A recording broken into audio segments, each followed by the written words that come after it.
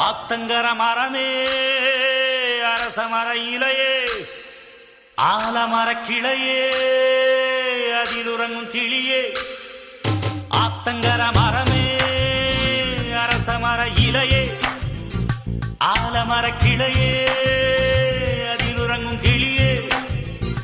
ஓடக்கர உழவு காட்டுல ஒருத்தி யாரு இவ வெடிச்சு நிக்கிற பருத்தி தாவி வந்து சண்டையிடும் அந்த முகமா தாவணிக்கு வந்த ஒரு நந்தவனமா.